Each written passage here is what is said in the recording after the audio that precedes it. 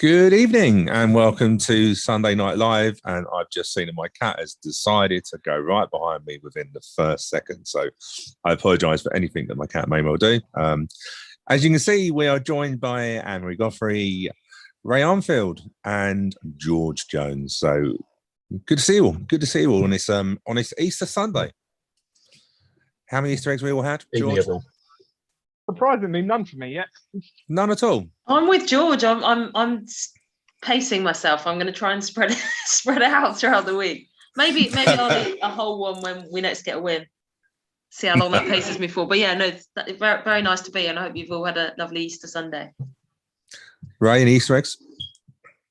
No, not this year. Bit too old for those now. And George, none at all for you?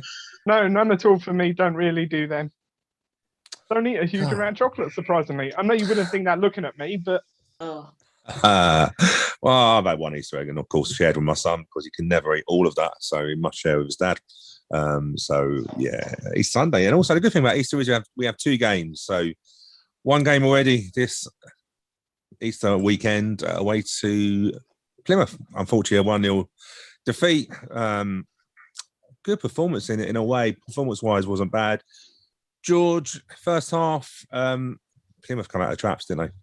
Yeah, it was. It was one of those performances where, like, sort of the performance we'd expect going to Sunderland or Hull or a team Ipswich, but the top sort of 3-4 teams in this league, where they just come out and dominate for the first 20 minutes or so, and then it just became survive that and then build your way in towards half time. And I thought we did that. We were a goal down. It was a poor goal, let's be honest, to concede. Will and Shay both should have done better. I think that's fair to say. But I thought we grew into it as the half went on, and we certainly wouldn't have been too unhappy to be 1-0 down at half time, considering how they started.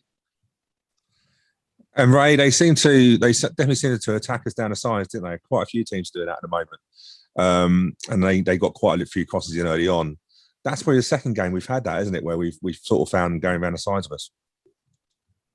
It is, yeah. I think more and more teams are trying to do that now. I think they're seeing more teams blocking the middle of the pitch, so perhaps they think down the sides is the way to go. But I'd hope we just work on that and work on them. I know Robbo says 80% of his prep is doing what we want to do, and maybe only 20 on them. But I'm fairly sure they can be scouted. So. Definitely. And Anne-Marie. First, obviously, a goal back heel from a defender. Don't know what that's all about. But generally, probably about first half an hour, wasn't it? Plymouth were on top. Yeah, absolutely. I think, like George said, they were out the traps right from the start. The energy in that first. I think we said we have a little discussion during the match, and as we would on a live match day, we try and sort of pass our opinions and comments on what's happening. And I think after about 25 minutes, we thought they can't keep up this pace, this energy. They were going for it. I don't know if that was a tactical thing from Ryan Lowe, or if it was just the case that Plymouth are safe now, and it may well be they just think let's just get this game done, get the season done. And go all out there and see what we can do. That definitely seemed to be what was happening in that first half an hour. And then it almost paid its dividends for us in the second half, didn't it? We really, there was a good patch of sort of 20 minutes in the second half. We were playing on that, the fact that they'd maybe run out of steam a little bit, and I'm just so gutted it didn't pay off with something, even just a little back heel off of one of our defenders. But they really came out for it, Plymouth, and respect to them. Like I said, they're not sort of, they're going to have a mid-table season, but they obviously respected playing against us and went for it. Couldn't capitalise on that in the second half when they were definitely. Definitely, and George, to be fair, we could have been 2 down. Alexander off the line on that side of it, but we had a really good opportunity. Will Nightingale from a corner. Yeah. That looked easy. It looked easier to score at one point, didn't it? Yeah, but it was one of those where it happened in stages, and at any point it sort of almost looked like it was going in right up until the moment where it just somehow just went about an inch the other side of the post, and it took obviously it took a deflection. Will didn't really get any kind of contact. It was similar to Joe Pigot's goal, the other week, where it just sort of it hit him rather than him hitting it. And it should have gone in, I think. And it's going to go. You look at that half, you look at the highlights, and it's just, how haven't we been able to score from that? No. Considering the chances we had, the opportunities, and the quality of some of those. We were so unlucky not to get a goal, because I think we deserved one. I think a point would have probably been a fair result at the end of the day. Yeah, Ray, second half, dominated. Yeah, dominated from start to finish, didn't we? Impressed with that, because obviously we were under pressure for the first half, but Robbo, whatever he said at half time, has got them going. Can you hear me, Ray? We might have lost Ray slightly. Anne-Marie, chance-wise, domination. I think that's what you can say. We just dominated that second half. I think that's what it is, and you could see how exasperated Robbo was afterwards. In that sense, there were just so many opportunities. We created so much, and I'm a bigger Sal fan. And it felt almost like, a lot of the time when he was on the ball, certainly in the final third, you felt like something was going to happen. It's going to happen. We're almost there. He was getting into sort of dangerous positions. It just didn't play off. But one thing I was just thinking about when you were talking about Nightingale. Obviously, I've missed a few games recently, but he seemed to be playing like a much more kind of attacking kind of role. I don't know if that's a new thing, or whether I just sort of noticed it yesterday. He was, really pushing quite high up and putting some attacking balls in. Whether I've just missed that over the last few games where I've not been, I don't know if anyone else has noticed that Will's game seems to have changed slightly. Yeah, but I think that was a lot down to the fact that obviously Alex Woodyard, we missed him, and I think it was evidence that we missed him. We were missing a bit of that battle in midfield. But I think it was what he does in possession, in the sense that he's somebody who can carry the ball through the zone, through the transition from defence, and then he'll carry it into the attacking third, and that wasn't happening. You look, George Dobson's not really a creative midfield type. Yako, it wasn't his day, let's be honest. So it did mean that Will did have to bring the ball out and try and find that creativity that was lacking from midfield, because there wasn't a huge amount of creativity or energy in that holding midfield role, which I think cost us points. Ray, welcome back. Yes, sorry about that. I'm not sure what happened. We were just saying about the domination. Technology. Oh, I know. We were just saying about the domination in that second half. It really was, wasn't it? Plymouth just couldn't get out of their half. Some really good chances as well. Especially when you think about, we had Asal getting through on a byline. Ollie Palmer had a chance, but Chislett had a chance really early on, didn't he, from a knockback? Yeah, I looked at the stats afterwards, and normally they go against us, particularly away from home. But 15 shots to 10, 7 corners to 4, 58% possession. Normally, when you have those after a game, you think, well, we should be getting something out of this, but we didn't. I think obviously the higher you go, I think you just have to be more clinical in the final third. It's not a case, certainly, Friday, that we weren't creating chances. We just weren't taking them. And that was the thing, wasn't it? That Chislett chance early on, I felt if that had gone in, that would have really set up the second half on that sort of side of it. There's an interesting stat that I saw as well, is dispossessed, which is interesting.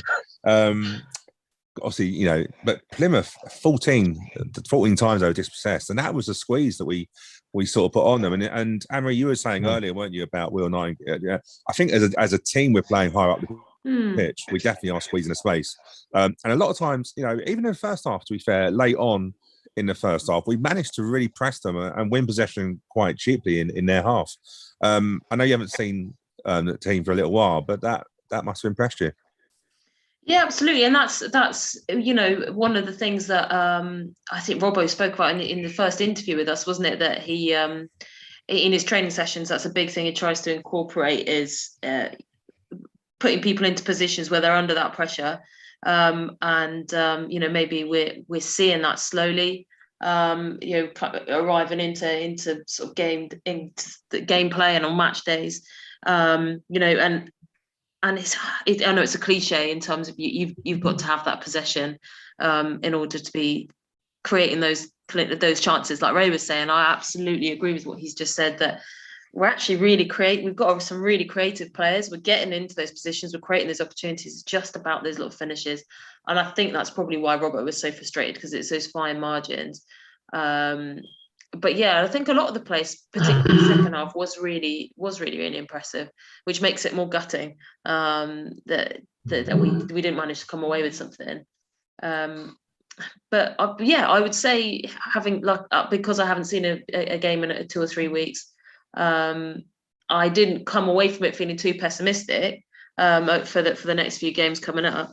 I think regarding tomorrow, it's almost a like-for-like game, looking at where Fleetwood are.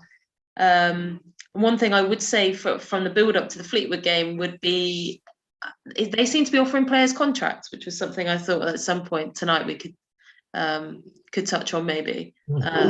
It seems quite early. It seems quite early to be doing that, and whether we'll see clubs doing that a little bit more to get a bit of security, I don't know.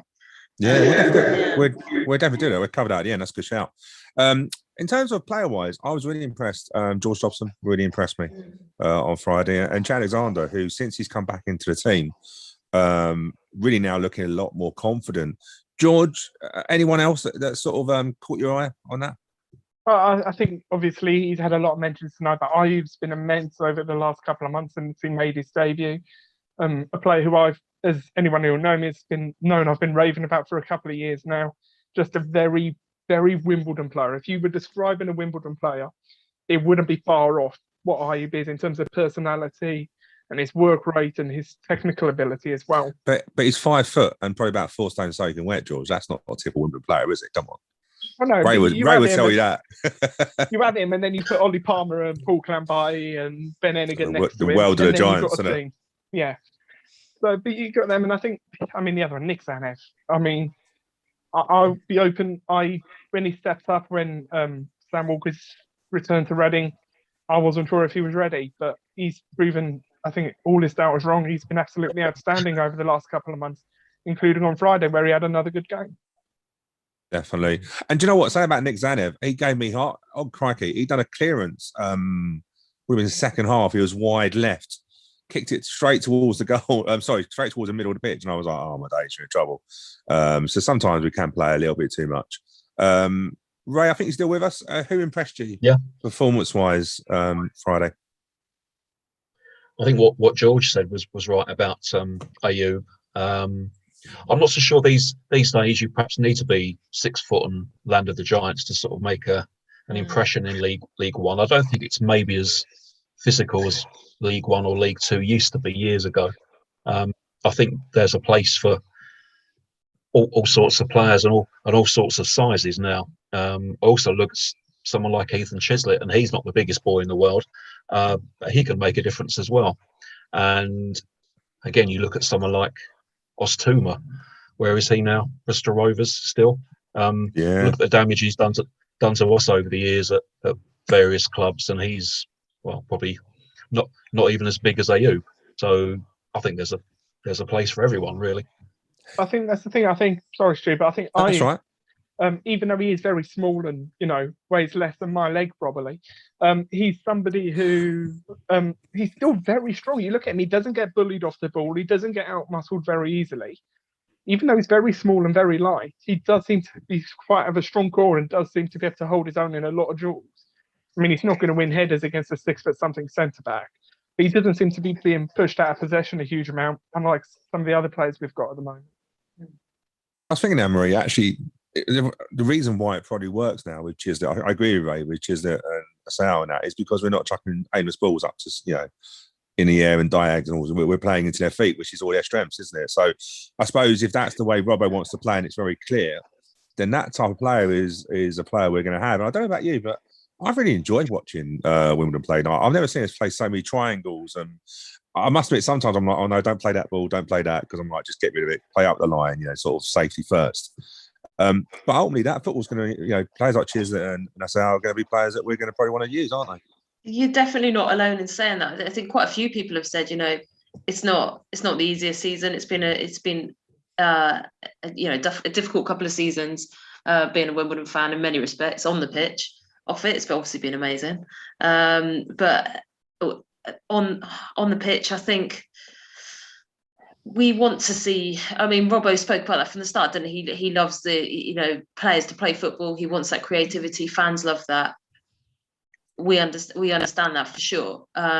And I've heard quite a few comments of people saying, if we go down, I try not to say that quietly. If we go down, it's been a bit more enjoyable the second half of the season. Some of the football being played, and whether that's because we're taking more risks, we're being more brave. Which, as far as my understanding of what Robbo was doing with the academy, or these years, he wanted to build players to take those risks and building brave players. I'm sure he's spoken quite openly about that. And I think the other thing is with Asal, from what you both just said as well, is he's a bit of an unknown quantity, which makes it's a little bit more of a curveball for the opposition. They don't know him. The same happened with Paul Osu when he first started playing. You could see teams would be like, oh, hang on, wasn't expecting that pace.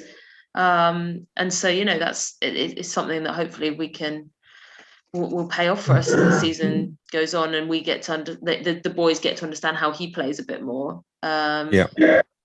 These unknown quantities, it's sometimes worth that gamble, and it definitely paid off in his debut for us, didn't it? So definitely. So post-match, Robbo, first time I've seen Robbo look a little bit not stressed, but he wasn't happy, Ray, was he? He's obviously come to the business point, and it's interesting with Robbo because he's been in the academy of football where it's not always result orientated, it's performance and that's where he's seeing it. But he also knows that we've got to start getting some maximum points here and there. Have you seen his post-match, Ray? And what were your thoughts on what he was saying?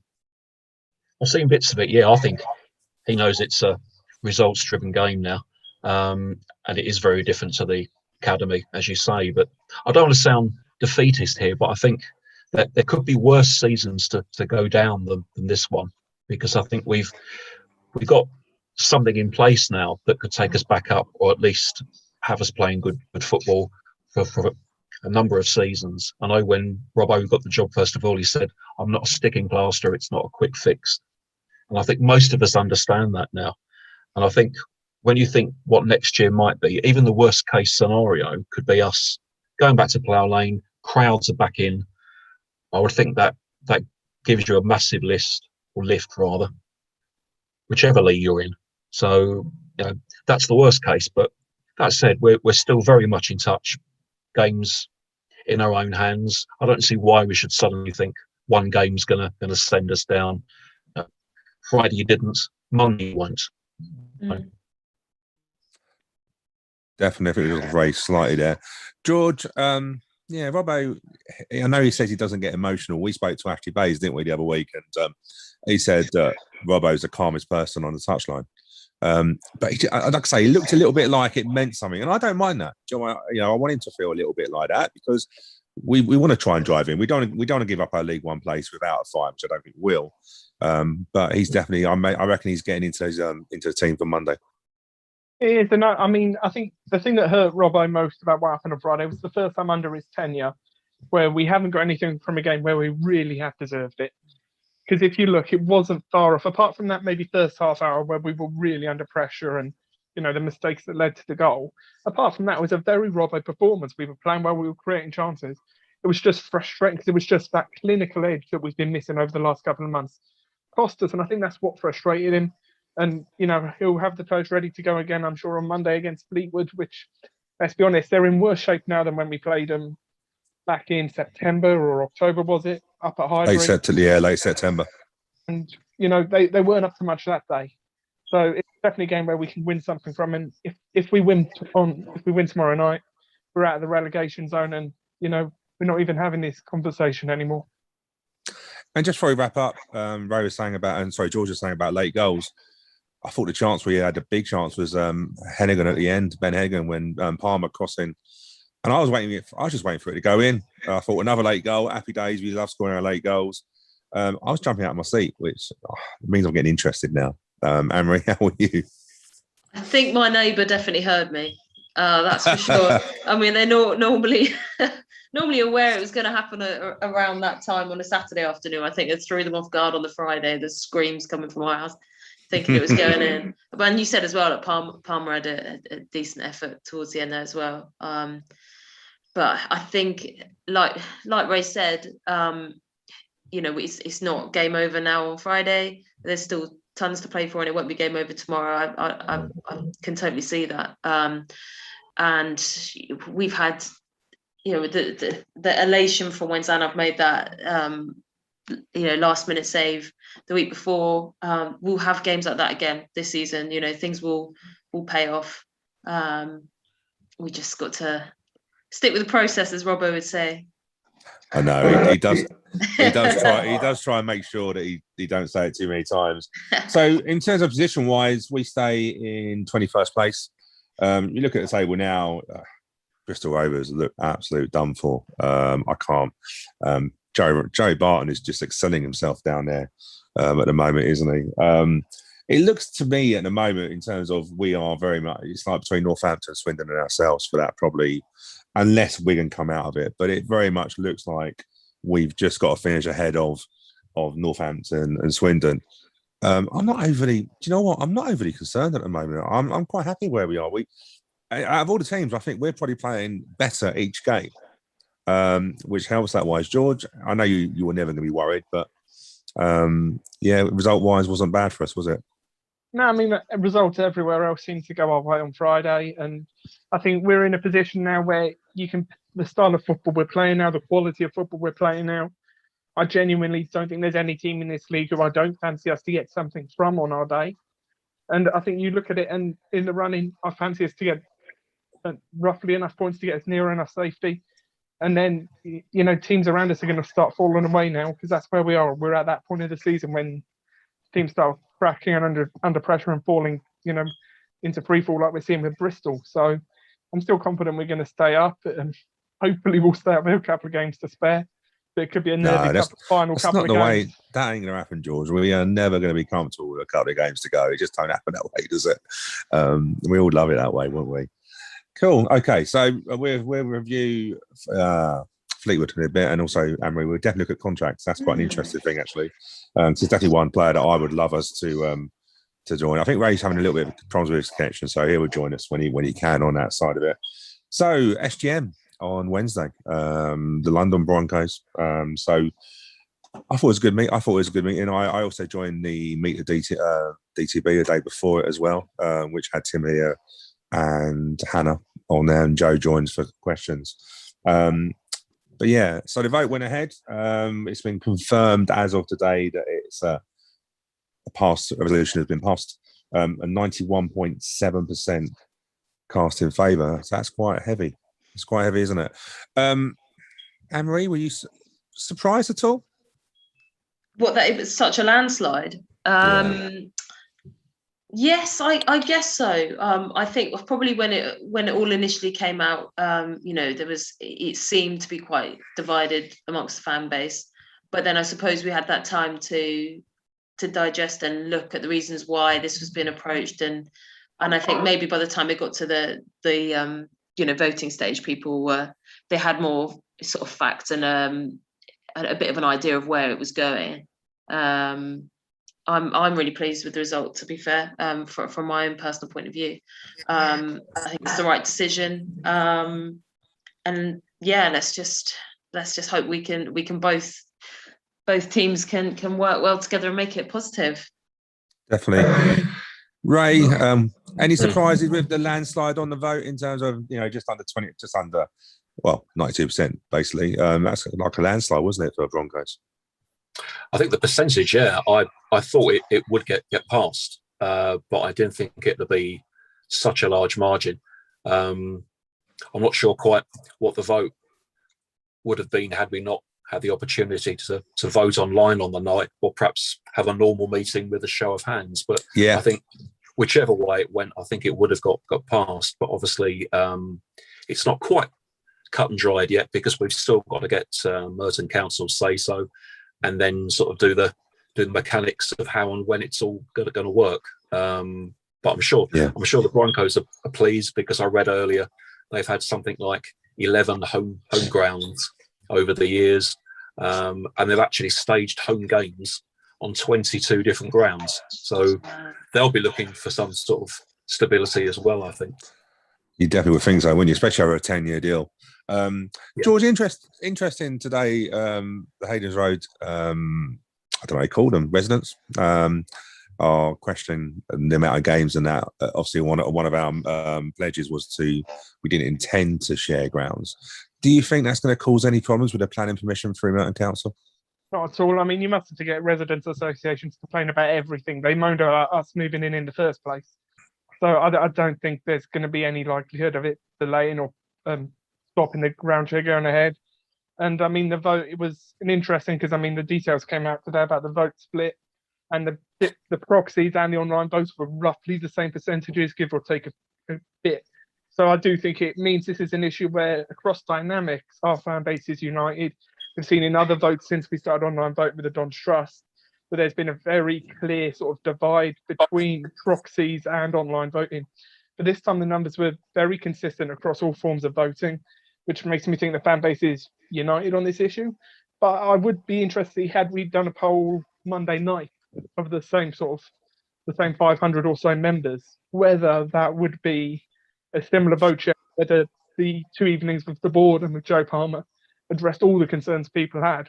Because I think they did answer a lot of questions in a manner which would have convinced people that it is the right way to go ahead, and it was the obvious decision in the end. Yeah, but let's not forget the proxies had to be in, didn't they, by the 26th of March, so they wouldn't have had the benefit of Joe's conversation on there. I've not made it a secret. I voted no. I've not made that a secret at all, and that's just become childish, and I don't want to share the ground. I'll be truthful. And I wasn't overly convinced. I'm not overly convinced that this is the answer, the full answer. I think there's other things that we need to do, and it's a very difficult side of it. Was there anyone, obviously, in terms of how you voted wise, was there any concerns at all that you had with what was on offer at all? Anne-Marie, Ray, anyone? So, same as you, what you just said. I think when we very first talked about it and we'd heard the sort of the rumor mill going, it was a little bit like we said, it takes that edge off a little bit. We were all so excited, chomping at the bit to get back there, and it does feel that there is that element that where if Chelsea ladies were sharing, or where we were sharing it, Kings Meadow with Chelsea ladies, and we knew sort of towards the end there, it really didn't feel like it was vaguely our home. And then when we go back to Plough Lane, we didn't want to, having that risk of any sort of, we wanted it clear, this is our ground, our ownership. We waited so long, we just want it. So yeah, I do fully get that from a kind of a head and heart perspective. My heart is saying, I'm a little bit gutted, but thinking about sort of the way the finances are in sport at the moment, that was kind of what swayed me, and I just thought it was a reliable decision. Hopefully that proves right. Ray, did you have any concerns, Ray, at all? A few, but obviously I listened to the online questions during the SGM. I think there was something like 70 raised, and I think between all of those, that probably answered any concerns that I had, and I voted yes. Yeah, it's not an ideal situation, but it's not an ideal world at the moment. Yes, we'd all like to go into Plough Lane on our own and say this is ours. My biggest worry, and it was addressed fairly early, was there going to be any permanent branding around the ground? And that seems to be no. I mean, there's a nice badge-shaped hole next to ours on the main entrance, and I didn't want to see a Broncos badge on there or anyone else's badge. Come to that. As I understand it, even if you walked in for a Broncos home game, all you would see would be obviously different shaped posts, but just LED advertising around the ground. And a presence from some of their people, and obviously the fans. If it's no worse than that, and the pitch doesn't get roughed up as people think it might be, it's perhaps the least worst outcome. Definitely. George, did you have any concerns at all? Any concerns that you had beforehand? Well, I mean, I think first thing before I answer that, I just want to say massive congratulations to Jane Lonsdale, who did chair that SGM on Wednesday night. We didn't start until effectively 8:45, and to get through 70 questions in an hour is some achievement compared to what we normally get through at a meeting like that. So I think she deserves a massive congratulations, as well as the rest of the board. Agree. And Joe Palmer. in terms of concerns, I mean, like Ray, obviously for me, permanent branding was a big issue I wanted addressed. I was convinced very early on by Joe Palmer and Luke before any of the evenings with them that that wasn't on the table. And Luke did say on Wednesday night that if Broncos wanted it on the table, it would be presented to the members, and it would take, you know, a large amount of money for us to even consider it. And I think that's fair. And, you know, they're not going to have any presence in our shop. Basically, on a non-Broncos match day, you won't know they exist. And for me, I think that's what we all wanted to know. We wanted to know whether you turn up in the week or on a Wimbledon match day, you don't want to even know the Broncos exist, and that's going to be the case. So I didn't have any real concerns. The pitch is going to be fine, I think. Rugby league don't do any damage to the pitch. Yeah, I do have a concern about the pitch, but then I have a concern about the pitch at the moment because obviously his son's not getting to that part. But you know, Joe did say that we've got a I don't know what they call them now. It's like a sunlight sort of thing, isn't it? That goes over a certain area, gives it the sunlight it needs. So that's good because of course we're going to have a lot of action in that area, aren't we? So we need to have some grass on that side. I think the only thing that I was a little bit concerned about, it's not the first time I've been concerned, is the turnout. So the turnout seemed to be low. So what, I think 500 votes in the end. Can't be more than 30% of the actual Don Trust members. It's not a new thing though, Ray, is it? Even for the elections, we do struggle to get this turnout, don't we? I think the only time we've got a really big turnout was the 2 ticks, obviously to get to Plough Lane and stuff like that. Yeah. Does that concern you at all? You know, we have all those members who are putting the money in but are not voting. Does that concern you at all? It's disappointing generally. Yeah, I mean, I've looked at the turnouts for the last couple of Don's Trust Board elections, and they've been good and rising steadily. So I thought an important issue like this would get some people out to sort of vote. And then when I saw the final numbers today, I was quite shocked. Really, I thought, you know, it's a big issue. It's a big thing. As you said earlier, it could last 10 years maybe. And if you pay your money, you should get your choice and have your say, really. But you know, perhaps that's something we can look at. I don't know. Marie, do you reckon could it be anything? The fact we've got no games. I know, you know, we all know when we go to games that you hear more about things, don't you? I mean, that's natural. Yeah, I'm trying to think of the reasons why. Because you're right, Ray. The elections have increased with that side of it. I don't think the result would have changed, even if you had 70-80% turnout. I think there's still a good indication. But how do we address that, Anne-Marie? Is that something we can? Because it is low, isn't it? It's low compared to what members we've got. I absolutely agree. I don't think that the result would have been different. I think it sounds like the low numbers has been from what Ray was just saying. It's reasonably consistent over the years, not necessarily just on this one. My only sort of guess could be that whether there's a big chunk of the fan base which are maybe just detached since COVID, but just detached slightly from football generally, because I know lots of people have said, you know, it's just not the same. Watching it on iFollow, they might just have sort of taken a bit of a backseat, maybe not quite so absorbed into what's going on. I think maybe there's also a chunk of fans who are just pleased we're home, and you know, that was like taking up so much kind of emotion as a Wimbledon fan. We're back now, and it might be tricky to kind of engage people with sort of other aspects to it, which are much more specific like this. You know, that people might have been really actively involved in getting us back. Oh, we're back now. I can sort of take a breather. My work is done. Yeah. I think these are just, you know, it's just how we continue to engage. I'm not sure. I think a massive part, maybe 91.7% part, will be match days and like you said, talking. We can really engage. You've got all the fans there all at the same time. We can spread these messages, get people talking, because I do think that where we're not coming to match days, there's a big chunk of people who are probably just a bit more detached, which is understandable. I think lots of people are from football. There's so much else going on at the moment. I agree. George, what's your thoughts on that? Well, I think, well, first things first, the turnout of the vote the other night was roughly half what it was in the November election. So it's just to give you an idea, it was not a great turnout from what we'd expect. Okay. But then you put it on the other hand and you look at the total number of votes cast, and that's more than we would have had if it was just an SGM in the back bar at Kingsmeadow. Mm. So it's one of those of the numbers weren't great, but then there wasn't, you know, for example, we didn't do a load of hustings in the run up to it. There wasn't that high. And also, I think a large part of it is just we're not at games. You know, when you're at games and you're standing on your terraces, you're speaking to your mates, these things crop up and it does engage the membership a bit more. It does make them more likely to vote. And, you know, I think all these things combined, I think it wasn't a great turnout. But then, like you said, I'd be surprised. The turnout wouldn't have made a difference. It was going to be No, I don't think it would have been the same sort of vote share anyway. You know, it would have been nice to have had a few more members vote just to make it look a bit clearer. But overall, it's, you know, it is what it is, and it's the vote passed quite clearly, and I don't think anything would have changed that. Yeah, and now we just have to look forward to the plan permission to be accepted, and then obviously Broncos can get on with it. It didn't start well. It's got me looking at the Super League now, which I don't really do. I don't do egg chasing, but it did get me. I was actually watching it on Sky. There were some games on Sky, and I was watching it.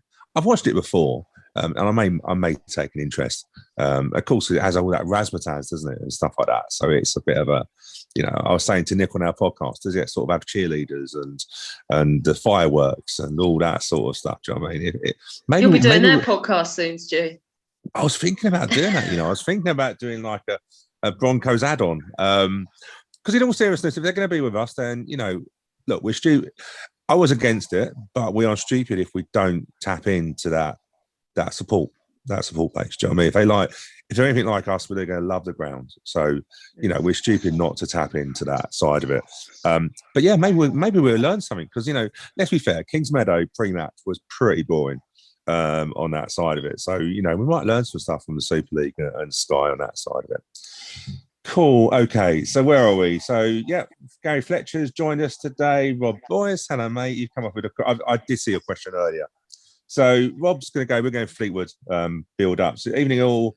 I feel we need 4 wins and 2 or 3 draws to stay up. Feels like Monday's fixture is a must win for me. We have a good record versus Fleetwood in crucial games. Rob, you've also not looked at the real head to head on that of it. This must, and I know why Rob said it, but it's must win, Ray. Do you think it just puts too much pressure on games? Because, you know, the argument I heard last week was that we got a draw at Luton, which really helped us, and we didn't expect to get anything there during, you know, when we won the season. So is it a must win game, or is it just, you know, 9 left? I'm starting to hate that phrase must win now. I think it's a must not lose game for sure. I look down the sort of fixtures and see what we've got left. If you're going to pick out games as a must win, then you've got to look at those against those in and around us. So you've got to look at Rochdale, Swindon. Maybe you could include Fleetwood into that. I know they're not quite down with us, but as I think you said earlier, you know, what have they got left to play for? Some of their players are getting on contracts now. They're not going to go up, not going to go down. I think it's a bit too early at the end of the season for them to start maybe sticking a few kids in and see what they're made of. But they'll give us the game. I mean, you think back to that game where we had to win to stay in the league all those years ago against Fleetwood, and they didn't turn up to give us an easy ride by no means. So they won't be doing the same again. I certainly wouldn't take a draw, but it wouldn't be the end of the world if we did. But as you say, as the games tick down, there will be some must win games, and the more it ticks down, the more sort of pressure you're going to put on yourself if you don't win them. Do you know what's really interesting? I remember, so Fleetwood have got a decent record at our place. I think last time beaten was in 2013. Yeah. But there's one game I remember, it was midweek, and they beat us 3-0 and we didn't turn up. We were terrible. And I remember it really well because I was standing on the touchline, and I remember they announced a man of match for us, and it was Paul Canambai. And there was 3 Fleetwood players. I can't remember who they were now. They were wetting themselves. They basically had me said, how the hell do you get man of match? And I was like, that's a bit harsh, boys. But it just, you know, they rinsed. And I thought, you know what? And I thought, Paul Canambai was a kid then. He still is a kid. But they never gave us any easy games. They enjoyed beating us that night. On that. Was that the game that was played underwater, Stu, or was that the following year? I'm not sure. They beat us comfortably that night, but I just remember I was on the touchline and just remember hearing them laughing. It was literally the timing was perfect. Man and Matt Paul Cannon by, and they looked around and went, "Him?" And it was just like, guys, that's a bit harsh. Do you know what I mean? He's still a kid. He'd probably beat him up now, to be fair. Anyway, you wouldn't want to argue with him now, would you? But Anne-Marie, yeah, Fleetwood. Do you know what? They could come in. Yeah, it's a new ground for them. But our home record, I'm hoping the win against Northampton. Let's give us that little bit of a lift and then try and make Plough Lane. We've got to pick up points from there, haven't we? I agree with Ray. It's must not lose. And again, they're a team who haven't got, an awful lot to fight for at the minute. But it is interesting. It is kind of one of our niche rivalries over the years, obviously, since the conference playoffs all those years ago. There always seems to be a bit of an edge to our games with them, exacerbated by some of their playing and managerial stuff, I'm sure. I expect that we will really, really, really go for it tomorrow. And we've got that advantage of being at Plough Lane. I know at the moment home advantage is that a real thing at the moment without the crowd? But in terms of match day preparation, I should imagine they're familiar surroundings. I think we'll get the win tomorrow. The reason I feel confident is because I think they'll really regret the missed opportunities in the second half from Friday.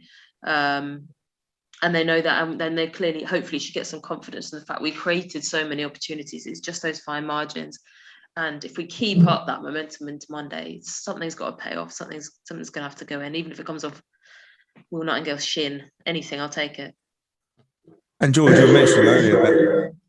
Sorry, George, you were mentioning earlier about the September game when we beat them 1-0, which was probably one of our goals of the season. Steve Seddon just come in and scored up there, and we won 1-0 there. I'm just looking here. They lost at home to Swindon, so they've had a bit of a mix, haven't they? Got a new manager recently. Joe Barton's done the damage at Bristol. Good on him. But yeah, what do you think tomorrow? And also, just thinking out loud, Palmer only got not long, did he? On Friday, do you think he will get do you think that was in mind of maybe giving some of those subs a starting place tomorrow? I think I agree with Anne-Marie and Ray. Tomorrow's must not lose. I think obviously a win puts us in a very, very good position. Realistically, it gets us out of the bottom four with games in hand still. So I think you look at it on that hand, that leaves a lot of pressure, but priority one is don't lose. In terms of the starting 11, I'd be surprised if Palmer starts. I imagine we'll go the same way we have for the last few games. I mean, it's obviously, you can tell certain players will start. So obviously, Rodoni's going to start.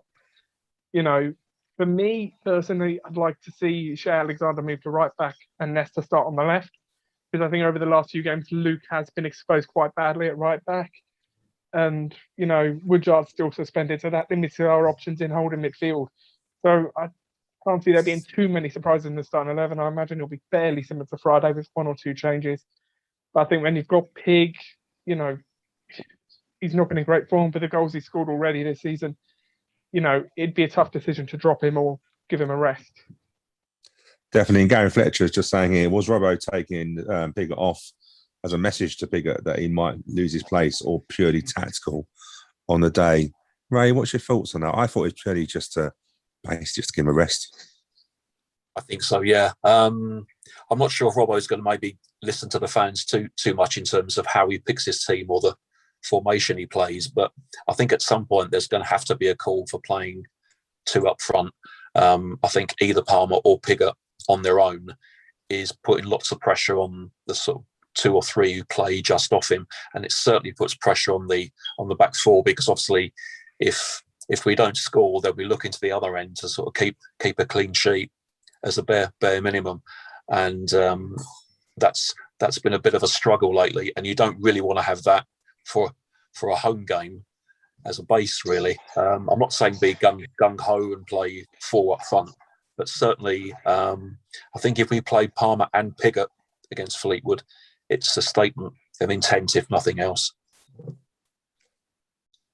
Yeah, I think you look at it, and on playing two up top, you look at it and it was the Burton game we played two up top was the last time. and that didn't quite go to plan. So I'd be surprised if we're going with 2 up top, again. But I think the thing that made about going back and answering the question about, I think it was more to do with the fact of who did he want to keep on. Because you look, Ayew, Ryan Longman were creating our chances. All of our success was coming from our wingers cutting inside, creating opportunities. And, Rudoni had obviously just come on for Chislett. So for me, it was, if you're bringing somebody off, you can't bring off the wingers because they're doing well. And you do really need to bring Palmer on, because when you're chasing a game with 10 minutes left, you want Ollie Palmer on. So I do think it was more to do with the fact that Pigott was the only one you could probably bring off, rather than anything tactical or, sending any messages to anyone. I think it was probably more of just suiting the game the way the match was playing out. Are any of us disappointed about Palmer not getting more game time? I'll be truthful, I am. Whenever he comes on, he makes an absolute... He's a nightmare for people. He's all about, he's busy, he wins headers. I remember when he came on against Bristol Rovers and absolutely changed the game, and we should have won that game, if we're honest with you on that. I know what you're saying, Ray, about, I think fans want to go 4-4-2, if we can do. And there has been calls that we maybe are a little bit too cautious in how we're setting up. But my personal thing would just chuck Palmer and Pigott on tomorrow, because I think teams know how. I think managers are knowing how to set up against us. I think we need to throw shit. But is anyone else, Anne-Marie, are you surprised that Palmer's not playing? I really like Palmer. He's exactly the kind of Wimbledon player that I've always been drawn to. That really, really a physical, big striker, gets himself about. I think when he came on Friday, I don't know if anyone else picked up on it.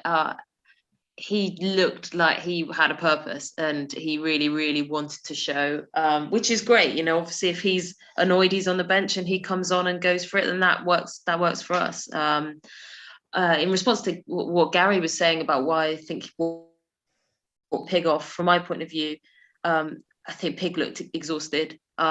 He does so much off the ball. I think there's so many little things that Pig does that he don't think he always gets credit for. Aside from the goals when he's lucky enough to get them. And to bring Palmer on for those last, was it about 15, 20 minutes? I think he got on in the end. It wasn't long. I would love to. I love seeing them when we have seen them play together. I think it can work, and it takes some of that pressure off Joe. And like Ray was saying, the other three who are sort of having to pick up the work for the one striker up front. I say go with 2 personally. And again, they won't be expecting it, and it's like we said earlier about that, a bit of a curveball, change things, if we can, if we've got the opportunity. Surprise the opposition. Yeah, Ray, are you a Palmer person? Would you want him to be playing up with Pigs? I am. Yeah, I've been on a couple of other clubs' podcasts recently. One at Northampton, one at Wigan, and they both said, Pigott's 6'2", he's your target man, isn't he? I said, well, actually, no, he's not. Although he's 6'2", I think he works better playing off of one. And now we do have one that's literally fighting fit and ready to go. It seems a no-brainer for me not to play them both, because if you play Palmer up front, he takes a load off Pigott. Pigott can concentrate on getting into positions rather than trying to win the ball. And I don't think we've really seen them as a duo often enough for various reasons, injuries or formations or whatever. But I think if you gave them a run of 4 or 5 games, they could work. Definitely. And with Palmer, I feel, we haven't got goal scorers. You're looking through a team who've got Pigott with 14 in the league and Long with 7. After that, it's two defenders with a couple here and there. And yes, Palmer doesn't have goals in League 2, but he scored goals for fun in League 1. So he definitely knows what a goal is. And do you know what? I think he's got a point to prove. He come in, as if to be fair, he come in with it was one of our big signings in the summer. And for whatever reason, it hasn't gone well. So I think we've got a player biting in a bit to get involved. So yeah, I'm a Palmer. I really like Palmer on that side of it. So let's go through. Anne-Marie, I was just thinking, player signings. That's interesting, because you know what? One player I wish we would just sign up now and talk to Sunderland. Tell him he don't like Sunderland at all. He thinks it's too far north. He wants to be with his family. George Dobson, we've got to work on, surely. He loves it. I think he loves it at Wimbledon, to be honest. And it'll be wonderful when we are back there. And he's just one of those players. I think we've had a few over the years where they're obviously exceptionally talented. It's not just quite working out for them at a club for whatever reason, and they come to Wimbledon for a bit of TLC and they thrive. I'd love to see him if we were in a more, confident team where things were going a bit better. Imagine how good he'd be. But yeah, it looks like Fleetwood, I think, have offered 3 contracts this week, I think it is, to players. And I don't seem to recall that really happening this early in the season normally, the teams preparing for next season. So that surprised me. And it's just whether we think that that's something we'll do. Are we going to start looking at contracts this early in the season, or a lot of it is a financial gamble for these clubs, or whether they're trying to play it safe. I'm intrigued, but whether there's players, I'm not quite sure. I have to say, I'm not sure who is up at the end of the season. It'd be interesting to see a list of who we've got on for next year. But there's quite a big bulk of the players I'd love to keep on, regardless of where we are next season. Definitely. And it's interesting, Ray, isn't it? Because Fleetwood did let Paddy Madden go to Stockport County. For what we understand, quite a decent salary and a decent... And Fleetwood looked like they... So it's interesting you were saying that, Anne-Marie, because it looked like Fleetwood are probably trying to readjust their budget. Their owner's been quite honest with that. How do you see the summer, Ray? Because last year there was reported that 1,500 players out of contract. And I was listening to the Darren McAnthony podcast. He thought it could be close to 2,000 this summer. That's interesting, isn't it? In terms of, so, are you surprised Fleetwood getting in early? Do you think we should? Because we don't really know, do we, if games are going to be played? We've got a test event coming up really, in a couple of months. But it's a gamble. It's not easy to know what to do, Ray, is it, this summer? It is, yeah. I don't really see us following Fleetwood's business model of giving contracts out quite so early. I think in the case of Paddy Madden, it was an exceptional offer for player and Fleetwood that they couldn't really turn down. I just can't see us doing the same. Just going back to George Dobson, he's somebody I would like to keep because he's, a young head or old head on young shoulders. He's captain Walsall at 21. Selfishly, I'd quite like Sunderland to go up because I think then we'd have more chance of keeping him. Good shout. You've just got to hope that he likes it here, because perhaps if he's available over the summer for whatever reason, I think there's bound to be clubs that are in for him and not just us. But our recruitment over the summer, I like what I'm hearing, but I think it's still going to boil down to money for a few players, and we can have a huge list of players and a huge list of positions, but I still can't see us, because of where we are, getting players at the top of that list, really, no matter how nicely we talk to them, maybe.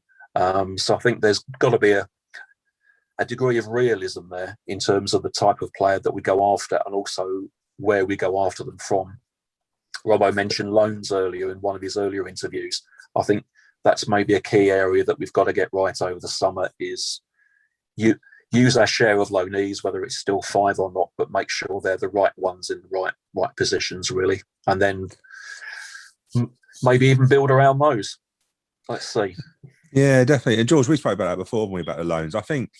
I agree with you, Ray. I think the loans are going to be a big part of what we do this season.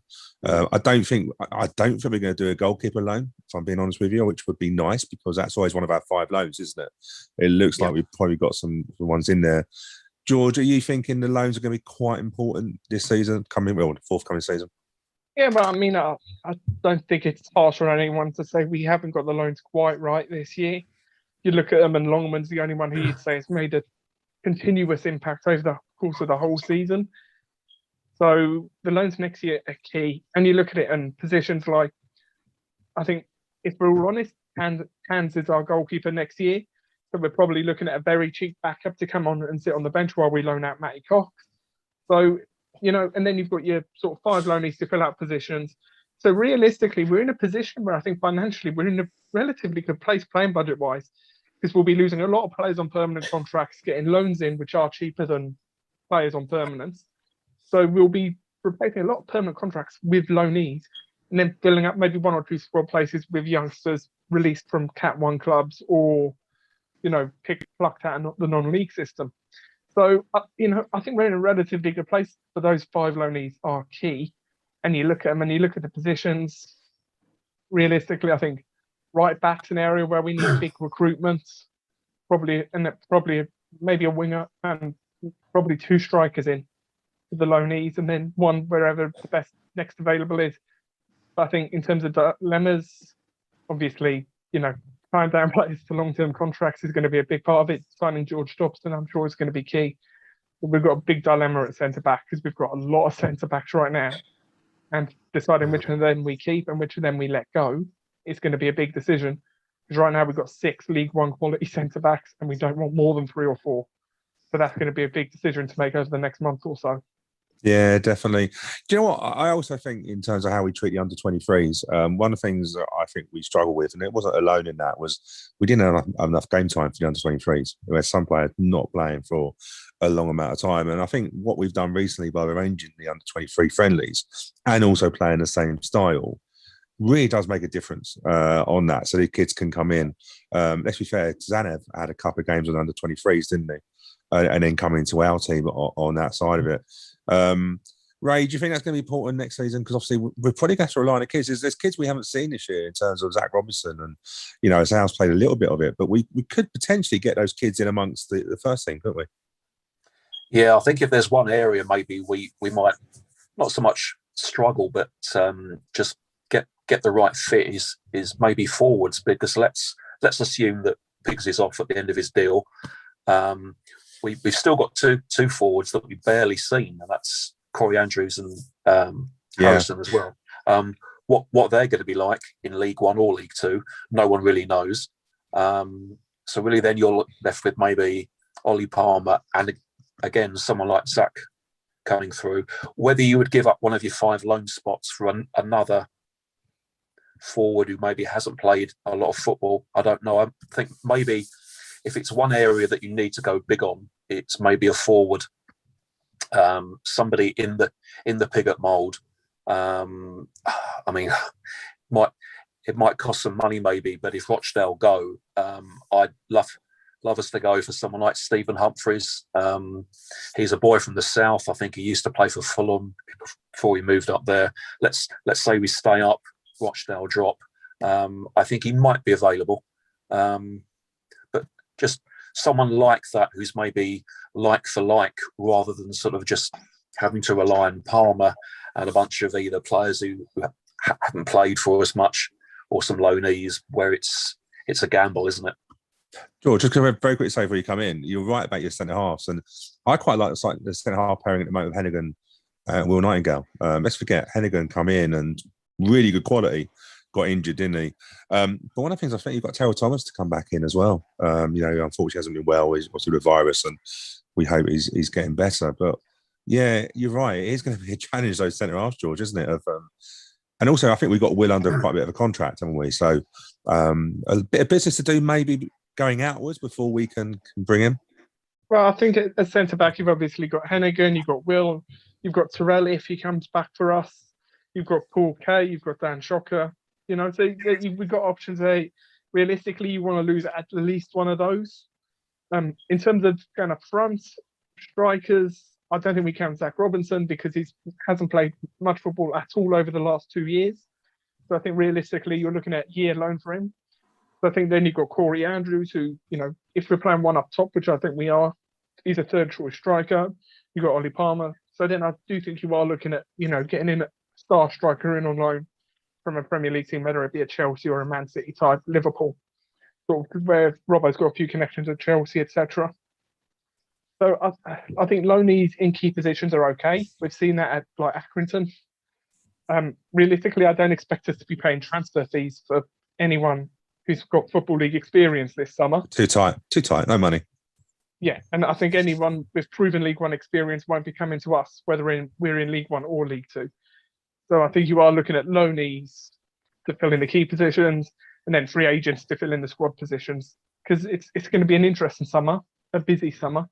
But it's one of those where who goes out for the first time ever, I think probably, who we can get rid of is probably more important than who we can get in terms of freeing up budget. Definitely.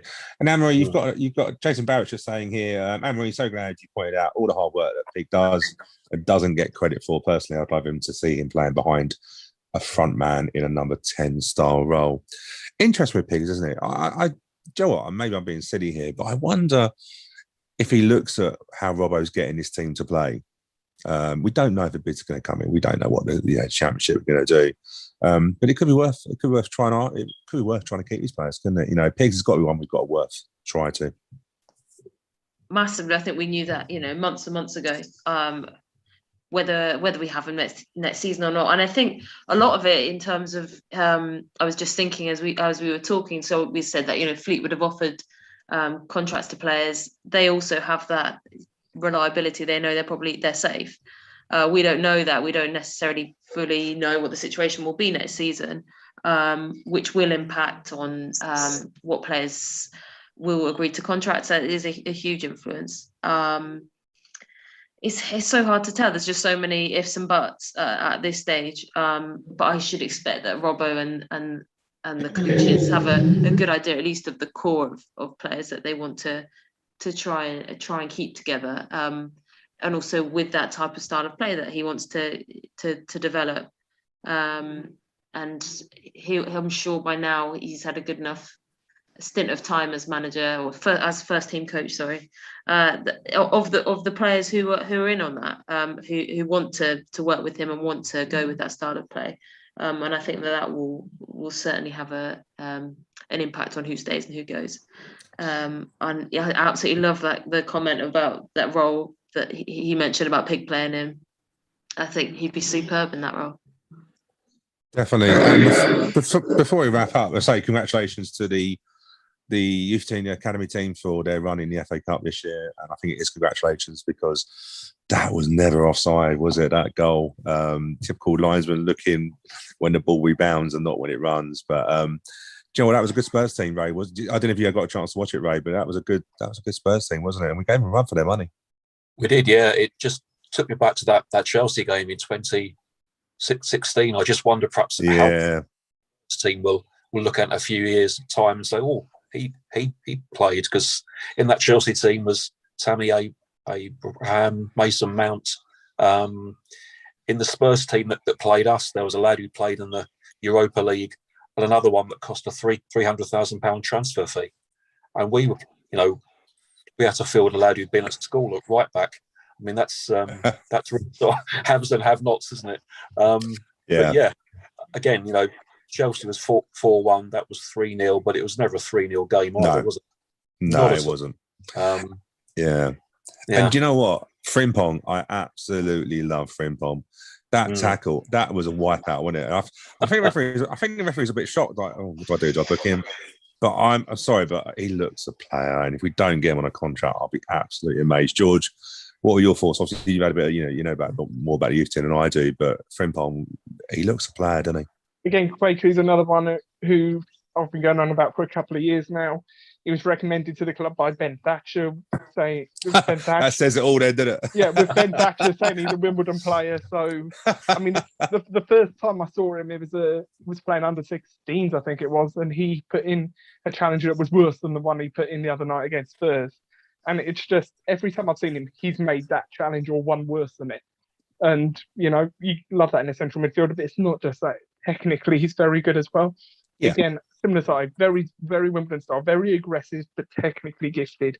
And he's one who will, take it slowly because he's a central midfielder. You don't want to rush these things. We've seen with Anthony Hartigan what happens when you do rush them in a bit too early and then overexpose them. So slow and steady steps, get a couple of loan spells, but he's very gifted. Remy, who wore number 7, who played at left back, 15 years old. Game of his life, absolutely. He was absolutely outstanding, I thought. And Ethan Sutcliffe and Isaac Ugande, the two centre halves, who proper, they were. It's going to sound harsh on them, but they look like 30-year-old centre halves who'd been playing football for 20 years. The way they were playing, the way they were holding their line, the way just their mental ability was very encouraging. They were very mature players, and I think Rob Tuvey deserves a lot of credit for that. Definitely, because they are Rob Tuvey players, and I wouldn't be surprised if we see a couple of more of those graduating to the first team, because as Ray said, that that team that had that brilliant cup run 5 years ago when we played Chelsea after we beat Newcastle and Watford. You'd say maybe 2 of those made it in the Football League. This year, you look at it, you've got Coxey, you've got Kwaku, you've got Troy, who's got a good chance as well. You've got Isaac and Ethan Sutcliffe, Remy, a very long way down the line. He might be involved at some point. It's a very encouraging age group with a lot of potential, and it'll be interesting to see how it develops over the next couple of years. Definitely. And when we talk about Anthony Hartigan, still didn't play, was on the bench again. I'll tell you what, when he comes back from Newport, he will value Wimbledon like anything. He will value living in a place that looks, well, look, Newport isn't great, let's be fair. And he can't be even better in lockdown either. The most strangest loan deal I've ever known. But hey, here we go. So as we wrap up, what's our predictions for tomorrow? I'll start with ladies first. Anne-Marie, what do you think? What do you reckon tomorrow? I think that we will hopefully carry on the momentum, score early, and then park the bus 1-0. I can't watch part of the bus, Ray. I'll take it. What's your prediction tomorrow, Ray? I don't see either side keeping a clean sheet, but I think we might shade it 2-1 to us. George? Very quickly before I answer that, the Anthony Hartigan deal, I think we all know is financial rather than anything about his development. Well, it wasn't for location, George. Let's be fair. But I think it's a shame what's happened to him there. But in terms of my prediction for tomorrow, 2-1 win. You know what? I think we're going to smash somebody. I really do. I really think that this team's got goals in them. It's got to come soon. Hopefully tomorrow. I'm going to go. I still think we're going to win. I think we're going for a 2-0 win. And I hope Palmer plays up top. I really do on that side of it. Cool. Well, that's us done. Thank you, everyone that's been listening in. Ray, thank you very much for joining us this evening. Thank you very much. And again, sorry for the connectivity issues earlier. We'll sort it out next time. It's not a problem. It's always George, don't worry. Well, that's Kent for you. Yeah. What is that? Yeah, definitely. Lovely, Kent. Anne-Marie, good to see you again. Thank you very much for having me on, and enjoy the game tomorrow. No problem at all. And George, good to see you, mate. And just say for a win tomorrow, yeah. And George, by the way, I have to say, George is the funniest person ever. And Anne-Marie will know this. In our WhatsApp group, George will tell me when there's a goal, when there's a sub. I'm watching the same feed. George, it's the funniest thing ever, George. But yeah, it wouldn't change it. Cool. Well, look, thanks for watching us. And podcast on Thursday next week. And Sunday Night Live will be back at its normal time the week after. And thanks all, and we will see you soon.